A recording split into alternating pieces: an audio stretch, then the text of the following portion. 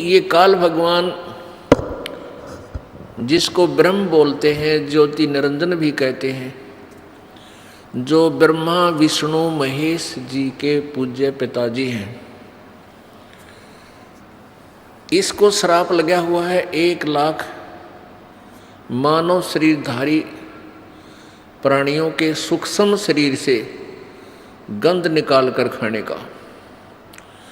हमारा ये ऊपर जो शरीर है, ये तो ऐसा समझो जैसे बादाम के ऊपर छिलका, और अंदर एक सूक्ष्म शरीर है जैसे गिरी। ये समझो कि गिरी के उस गिरी में भी कोई और बीज हो, ऐसा जानो।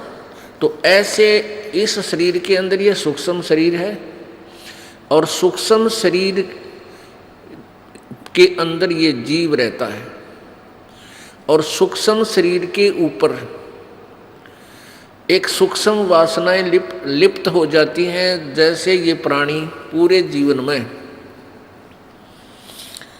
जैसा भी चटपटा आहार करता है, मांस खाता है, सुल्फा पीता है, शराब पीता है और अफीम खाता है, ये जैसे भी 36 व्यंजन खाता है, तो ऐसे वो सभी की वासना सूक्ष्म शरीर में लिप्त हो जाती है।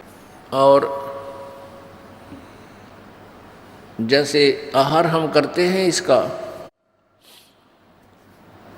इससे हमारा स्थूल शरीर स्वस्थ रहता है, ये कार्य करने योग्य रहता है, और उसके अंदर से और सूक्ष्म जो वासना होती है वो सूक्ष्म शरीर में ही जाकर लिप्त हो जाती है। फिर ये काल भगवान 1,00,000 मानव शरीरधारी प्राणियों को 21वें ब्रह्मांड में बनी हुई तपतशिला पर, तपतशिला एक बहुत सुनियोजित ऑटोमेटिक गर्म रहने वाली एक पत्थर की टुकड़ी है। जैसे तई होती है, तवी, एक बड़ी तई होती है, उसको उल्टा रख के और रोटियां बनाते हैं, उसको समझो सुल्टा कर ले ऐसे। वो बीच से पातर टाइप है, चारों तरफ से ऊपर ने है जैसे कटोरी टाइप। तो उसमें 1,00,000 मानव शरीरधारी प्राणियों के सूक्ष्म शरीर, उन प्राणियों को सूक्ष्म शरीर समेत उसमें डाल देता है, और वो ऑटोमेटिकली इतने गर्म कर देती है उस प्राणी के सूक्ष्म शरीर से, उस गंध को छुड़वाती है वो तपतशिला, यानी वो आँच, गर्मी, ताप। वहाँ पर जिस प्राणी ने अधिक व्यसन किए होते हैं, आप देखो इस काल की कितनी जबरदस्त चाल है। ये प्राणी इन बुराइयों पर ऑटोमेटिकली लग जाता है, स्वतः लग जाता है। जैसे हुक्का बना लिया और कितने तम्बाकू का पौधा ढूंढ लिया, इसने गधे भी ना खावे, और इसने कूट छेद 1 घंटा। हमने देखे हमारे माता पिताजी और भी वहाँ आसपास के अड़ोसी पड़ोसी 2 घंटे थी मुसड़ मुखड़ में गेर कर दे मुसड़ पहले उसने काटे, फिर उसका वहाँ गुड़ गाड़ गेर कर उसका खूब चूरमा सा बनावे, और फिर ओका बनाया, फिर आग बनाओ, एक चलम लाए, उस चलम में 36 और जुगाड़ जोड़े, और फिर उसमें भरका वो अड़ंगा और गुरुड़ गुरुड़, ये स्वाद ले, यो मन ले सारे आनंद। तो ये जितना जिसने ज़्यादा तम्बाकू प्रयोग किया हो, या मांस प्रयोग किया हो, या शराब प्रयोग की हो, उसके सूक्ष्म शरीर में उतना ही गंध ज़्यादा डिपॉजिट होता है।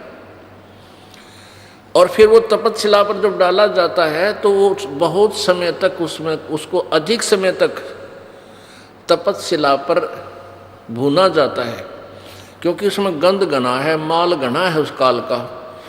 तो उसको काफ़ी देर तक वहाँ तड़फाया जाता है, बहुत बुरी तरह उसमें से सारा गंध निकल ले, तब उसको उसने ऐसा सिस्टम बना रखा है कि वो प्राणी उसी समय वहाँ से छूटेगा जब उसका सारा गंध छूट लेगा।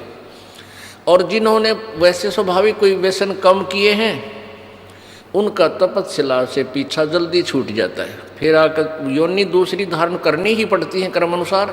तो ऐसे इस काल ने जुगाड़ जोड़ रखे। जो प्राणी परमात्मा कबीर जी की शरण में आ जाते हैं वो फिर तपस्या पर नहीं जाते। उनका अकाउंट ये धर्मराज, इस काल का जो चीफ जस्टिस है, ये धर्मराय नहीं लेता। उस भक्त का अकाउंट इनके पेपर से, इनकी बही से, इनके कंप्यूटर से ऑटोमेटिक निकल जाता है। तो कहने का भाव ये है कि जितने व्यसन आज समाज कर रहा है कलयुग में, इसलिए काल करवा रहा है कि ज्यादा व्यसन करेंगे तेरा अच्छा भोजन बनेगा। तो पुण्यात्माओं, इसलिए इस काल भगवान ने सभी प्राणियों को मिसगाइड कर रखा है। सभी प्राणियों को, ब्रह्मा विष्णु महेश तक को भी यथार्थ ज्ञान नहीं दे रखा। इसको डर लगा हुआ है कि यदि इन सभी प्राणियों को अपने मूल स्थान का पता लग गया, ये सभी भाग जाएंगे, सभी दौड़ जाएंगे, यहाँ कोई नहीं रहेगा। दौड़ जाना वैसे आसान नहीं है, क्योंकि संत आवेंगे, परमात्मा कबीर जी आते हैं, वो फिर अपना यथार्थ ज्ञान देते हैं। तो काल ने ऐसा सिस्टम बना रखा है, हम इतने अज्ञानी बना दिए कि हम अपने परम पिता के साथ ही वाद विवाद करना प्रारंभ कर देते हैं।